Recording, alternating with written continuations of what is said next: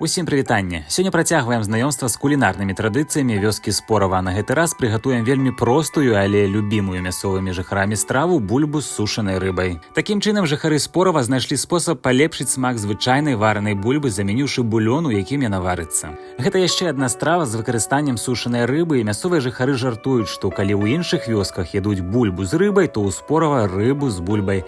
Паехалі, але для пачатку падпішыся, каб не прапусціць новае відэа. Дакладную грамоўку страў беларускай кухні вы можете знайсці ў маім тэлеграм-канале. Бульбу ачысціць і перакласці ў рондаль ці гаршчок, дадаць ваду, соль, ліст бабковы, чорны перац і насенне кропу. Таксама пакласці некалькі кавалачкаў салёнага сала.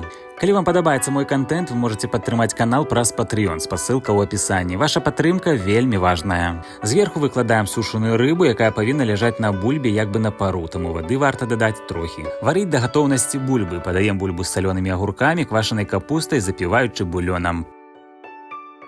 Калі вы яшчэ не паглядзелі іншыя стравы з вёскі Спорава, відэа ўжо на канале. Падпісвайцеся, ставце падабайкі, пішыце каментары і смачна есці.